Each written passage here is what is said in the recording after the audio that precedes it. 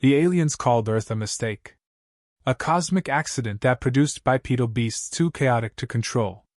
But when they dropped Commander Jackson Warson Briggs and his American kill team onto Savra 9, the deadliest planet in the galaxy, they didn't realize they hadn't sent humans into the wild. They'd thrown a match into a powder keg. And now the jungle burns, the predators are dead, and the Council is praying the feed cuts before the Americans reach orbit. The jungle screamed. Not with wind, or beasts, or the chatter of insects, but with heat. With hunger. With the sound of something old and alive watching every move from the tree line. The drop pods slammed into the dirt like warhammers, cracking open with steam and gunmetal hissing. Commander Jackson, Warson, Briggs stepped out first. 6'5" of scarred muscle wrapped in matte black armor, helmet off, eyes scanning the tree canopy like it owed him money. A half-burnt cigar hung from the corner of his mouth, and on his shoulder, a painted fawn-toothed skull smiled in return. "Welcome to Hell's Sandbox," Briggs muttered. "Let's build a castle of corpses." Behind him, meat grinder Holt stomped into the mud, flames already hissing from the twin nozzles of his shoulder rig. "I give us 2 hours before something with too many legs tries to eat my leg." "I give it 1," Briggs replied.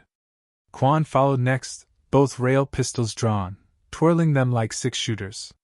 "Sensors picking up 30 hostiles within 2 clicks. Fast movers. Probably flankers." "Good," Briggs said. "Let 'em come. Let 'em see the fireworks." Wrecking Betty's voice echoed from inside Briggs' HUD. "Commander, ambient heat signatures indicate you've landed in the digestive tract of something larger than a standard life form. Please refrain from igniting the air."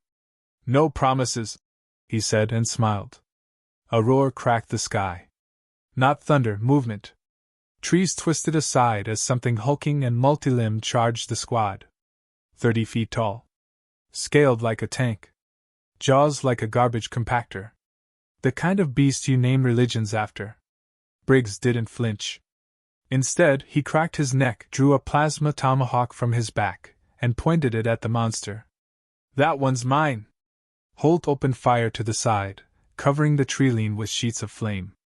Alien creatures screamed, their bodies igniting like paper in napalm. Quan was already moving, sliding between roots and unloading rounds into anything that blinked twice. Briggs ran straight at the charging titan. The ground shook. The jungle screamed again. He jumped. Tomahawk ignited. Impact. The blade buried into the beast's skull. A scream, high-pitched, rattling, deep. They both hit the ground with a quake that sent nearby creatures scattering. When the dust cleared, Briggs stood atop the corpse, pulling his weapon free with a wet rip. He lifted the severed head. "To all Council observers," he said, turning to the sky, "the Americans have landed." In orbit, 27 alien species watched the broadcast, jaws tightening. On a hologram, Councilor Yudari narrowed his slitted eyes. "This is not possible," he said. "The other Apex teams are still setting up perimeter markers. These primitives are attacking already?" "They're not attacking," the AI observer clarified. "They're hunting." Briggs dragged the beast's carcass into an open field. He planted the head upright on a jagged stone and lit a cigar with its still-burning breath gland. Around him, the team set traps, hacked into enemy frequencies, rerouted satellite imaging. In 10 minutes, they turned a clearing into a kill zone. "This ain't a battlefield," Holt said. "It's a smoker's pit."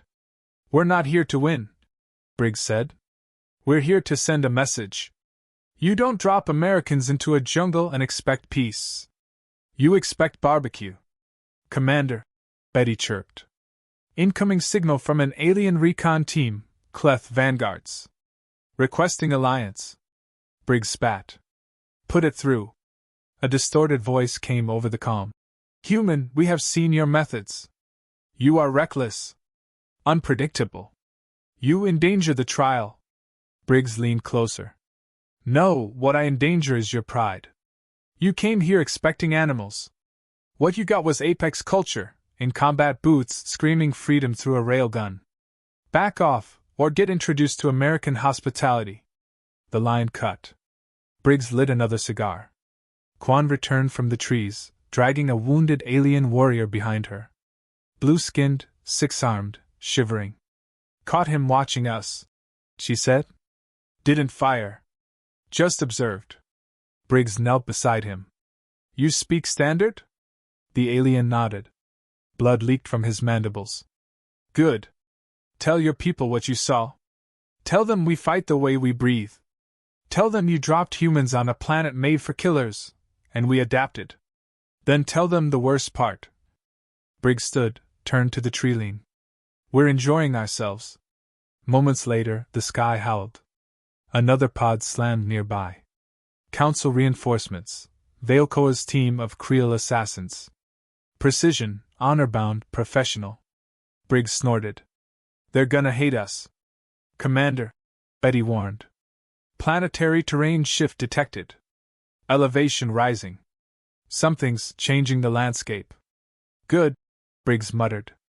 Means we're making it nervous. Trees uprooted. Stone ridges grew like teeth. From the soil, new predators emerged, hulking shadows with no faces, only mouths. Let's play, Briggs said, drawing twin pistols and cracking his neck again. What followed wasn't battle. It was chaos, orchestrated. Briggs moved like a storm, shooting, slashing, grinning. Holt's flames painted the forest red. Quan's bullets curved like they had targets pre-installed. Bodies hit the ground in wet, meaty thumps. 10 minutes later, silence. Briggs stood at the center of the carnage, bathed in smoke and blood. He looked up again, as if talking to the sky. You're watching, I know. All of you, Council, AI enemies, allies, cowards. You put us here to fail. To vanish. To prove some point about savagery.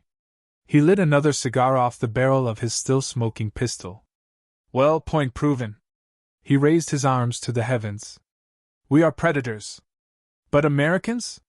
We're the monsters the jungle sends warnings about. In orbit, the council chamber was dead silent. Even the war-hardened generals didn't blink. Councilor Idari leaned forward. Perhaps, he whispered, we've made a mistake. Back on Savra 9, Briggs sat against the corpse of a behemoth, and looked out over the flame-lit battlefield. Betty, he said, voice calm now, like the eye of a hurricane. Yes, Commander?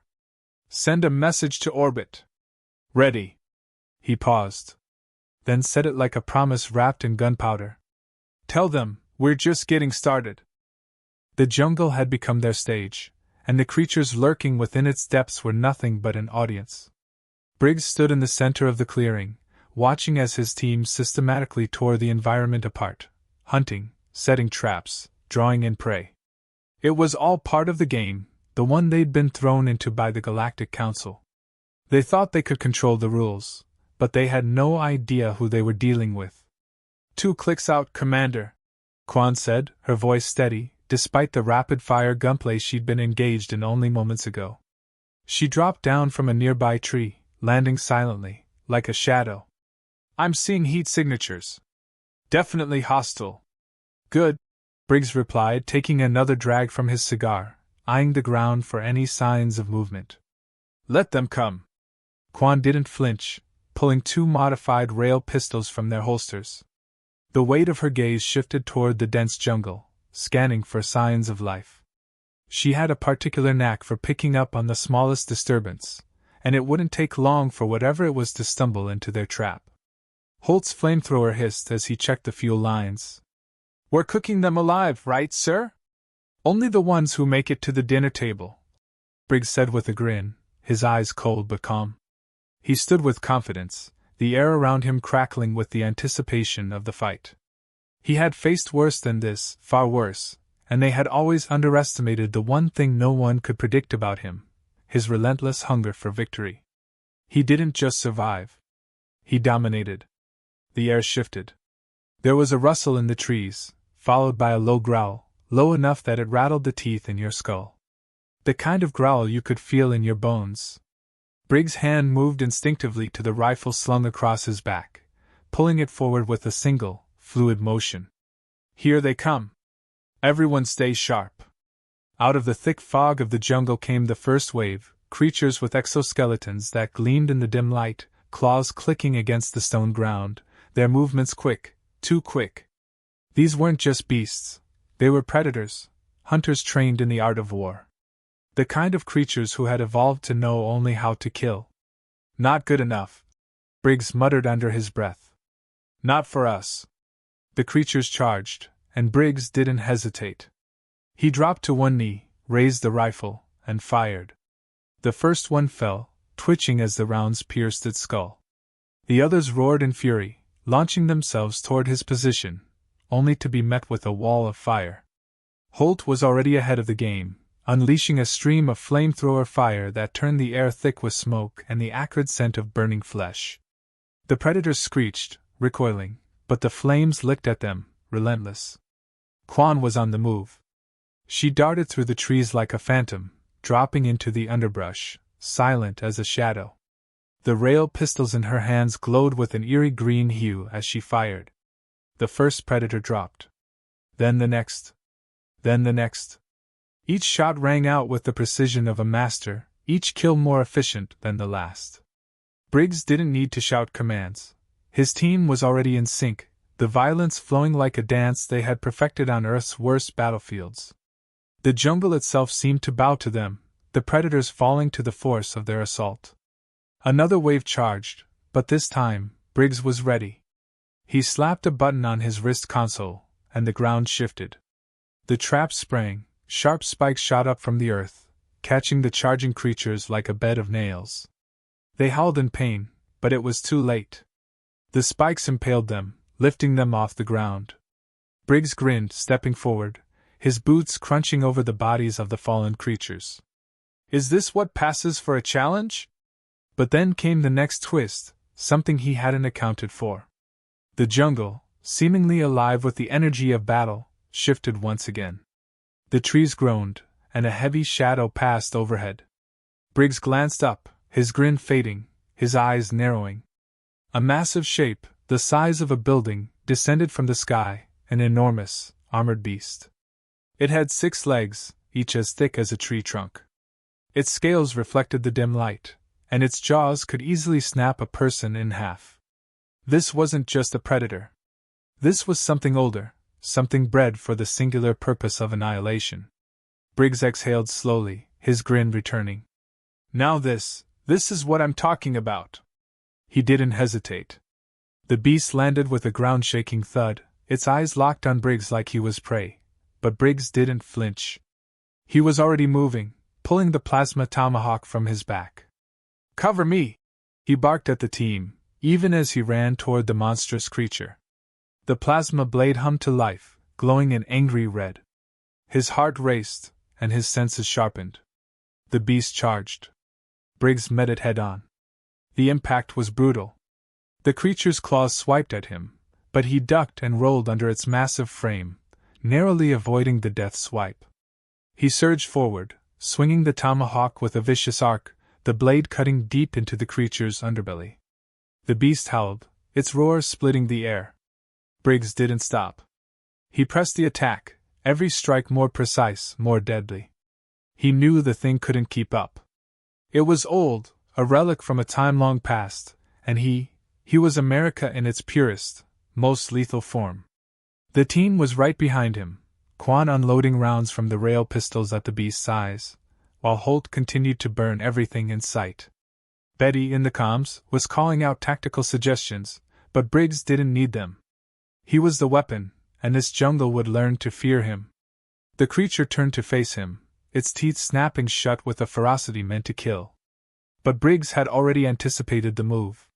He ducked under its jaws and drove the tomahawk deep into its throat. The creature staggered back, choking, its massive form trembling. Briggs pulled the weapon free, then jabbed it into the heart, twisting the blade with a final, savage strike.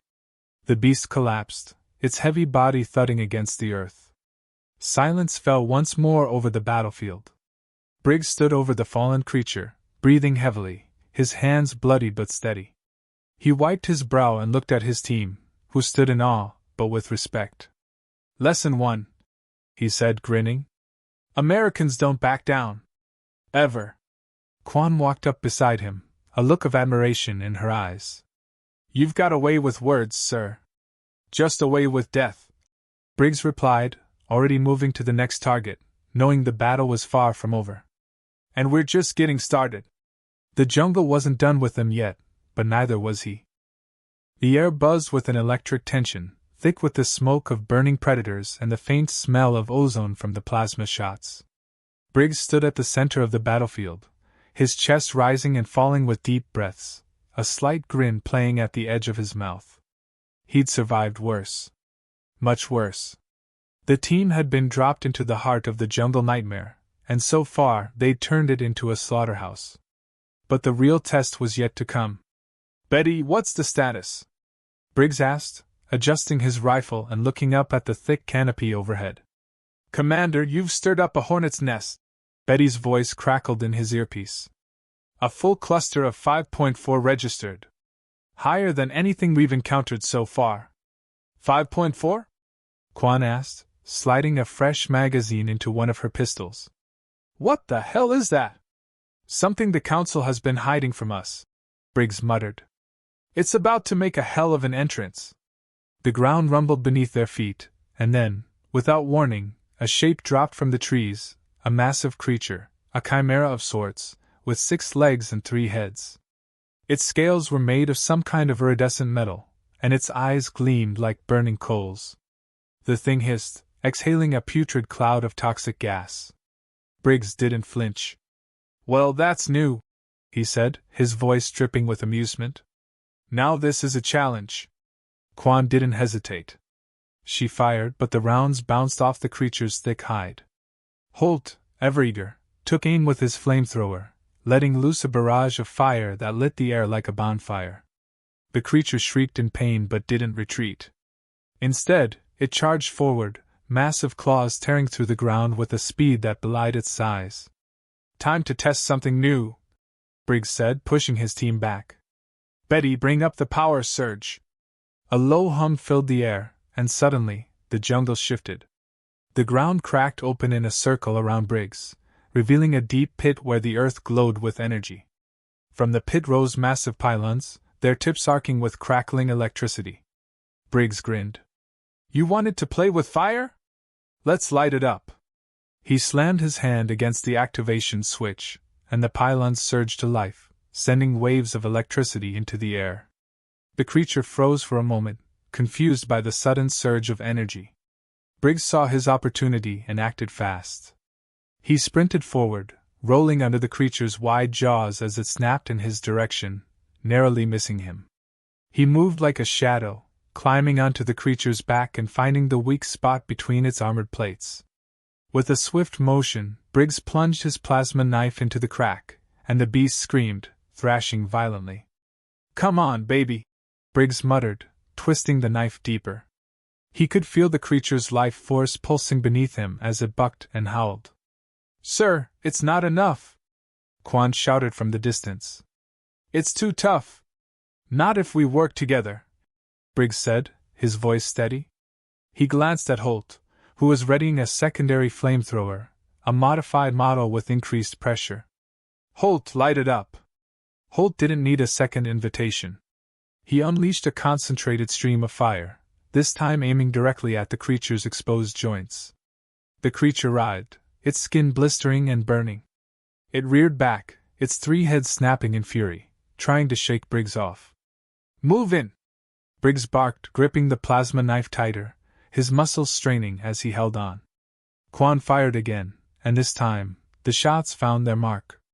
One of the heads disintegrated, the remaining 2 screeching in agony. But just as Briggs thought victory was within his reach, the ground trembled again.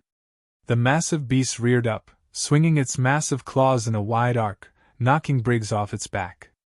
He was thrown several feet, crashing into the ground with a heavy thud. His vision blurred as the world spun around him. Holt! Quan shouted, rushing to his side. Get up, Commander! Briggs blinked, shaking off the haze. His head ached, but there was no time to waste. The creature was still alive, and it was about to end them. He pushed himself up, blood dripping from a gash on his forehead.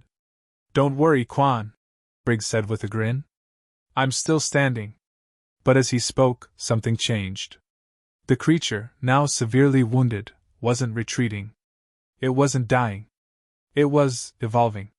Its three heads began to merge into one, its body reshaping, forming an even larger monstrosity.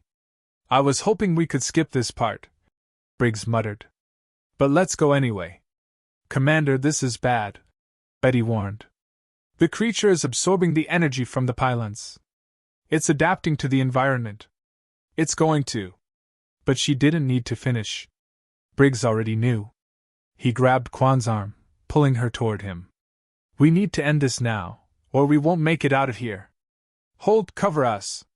Holt let loose another round of flames, but this time, they weren't enough. The creature was too strong, too far gone. Briggs had no choice. He reached into his pack, pulling out a device that hummed with a dangerous energy. It was a last resort. The ultimate weapon. "Betty, I need a countdown," Briggs said, setting the device in place and watching as the creature's head drew closer, its massive form towering above him. 5 seconds to overload," Betty warned. "Evacuate immediately." Briggs didn't need telling twice. He grabbed Quan and dragged her back, his heart pounding in his chest. The countdown began. 5, 4, 3. The creature's head snapped forward, roaring, ready to crush them beneath its immense weight. 2, 1. The device exploded. The world went white.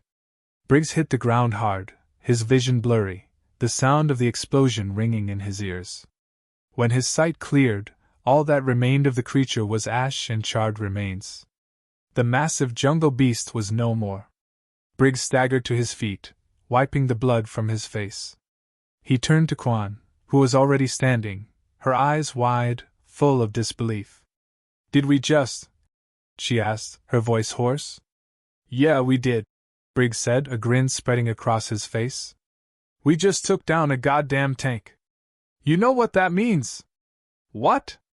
"We're still here." He wiped the dirt from his uniform and nodded toward the remaining survivors, who had been watching in stunned silence. "Let's move out. The council will be expecting us," he said, already heading toward the next challenge. The jungle had learned, all right. Humans were predators. But Americans? They were apex predators. And it was time for the galaxy to understand just how true that was.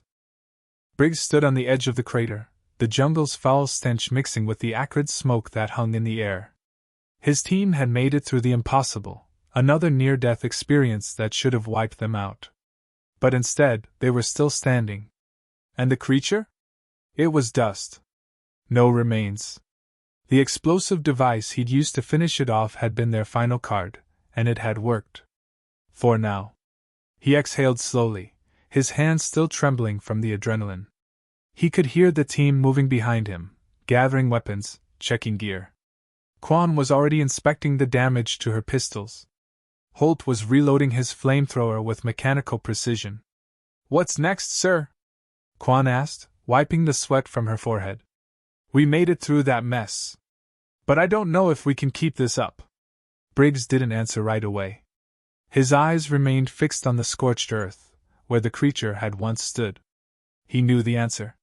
He could feel it in his bones. The planet wasn't done with them. It never would be. "The next phase," he said, his voice calm but filled with a deadly edge, "is making sure they never forget we were here." "Who's they?"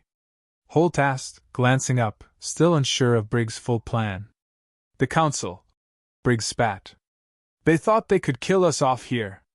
Erase humanity as a threat to their precious galaxy. But they're wrong. We don't just survive. We take what's theirs. We break their toys and make sure they know who the real predators are." Quan shook her head, looking at the jungle around them. "You know this place is changing, right? The terrain's been shifting since we got here. We're not just fighting the wildlife.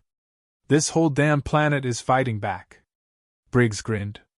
"Exactly. That's the beauty of it. We've been in their trap this whole time. But they forgot one thing." "What's that?" Quan asked, raising an eyebrow. "Humans don't just fight to survive. We fight to dominate." He turned back toward the clearing, eyes narrowing. Time to let the galaxy know. We're not just another species to be wiped out. We're a force to be reckoned with. Betty, broadcast it, he ordered. A moment later, the air buzzed, and his voice echoed across the planet's surface, amplified by the communication systems Betty had hacked into earlier. To the Galactic Council, to every species watching, hear this: you thought you could cage us. You thought you could lock us in a death trap and watch us die. Well, we're still here. And we're not going anywhere. You've awakened something you'll never be able to control. You made us fight. And now we're making the rules. The silence that followed was thick, almost oppressive. Then, over the comms, Betty's voice came through, almost a whisper, but with the power of an approaching storm. They're watching, Commander, she said, the tension in her voice clear. The Council's military channels are lighting up. They've heard you. Briggs smirked. Good. Let them watch. Let them feel the fear. Because the last thing they'll expect is for us to show up on their doorstep. Quan stood at his side, watching the jungle warily. You really think they'll come after us? Send more forces? They'll have to, Briggs said, looking back at her. Because if they don't, we're coming for them. All of them. We'll burn their empires to the ground if we have to.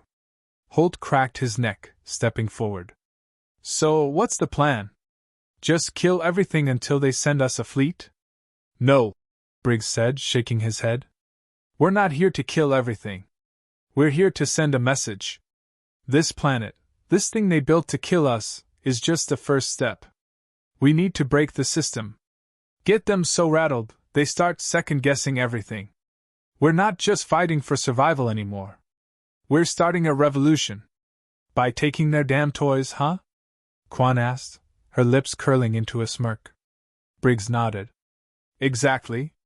We're going to hit them where it hurts. Not just with weapons, but with everything they think they know about us. We'll give them a fight they've never seen before.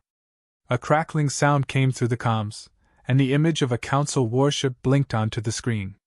It was massive, floating above the atmosphere, its sleek metallic form intimidating. Briggs' eyes narrowed as he studied it. They had come. The council had responded. Well, Briggs muttered, grinning. Looks like they've decided to join the party. Sir, Quan said, her voice low. This could be a trap. They'll come in hot. Briggs stepped forward, clenching his fists. Let them. We're not going to hide. We're going to make them regret every decision they made to bring us here. He paused, staring at the warship on the screen. Then, a chuckle escaped his lips. You want to play games? He said, his voice growing colder, darker. Let's play. Betty, he barked. Take control of their communication grid. Jam their frequencies. And let's send them a message they'll never forget. A few moments passed before Betty's voice came through again, more confident than ever. Done, Commander. Their systems are offline. They'll be hearing only one thing for the next few minutes. Briggs let out a slow, satisfied breath. Good. Now it's our turn.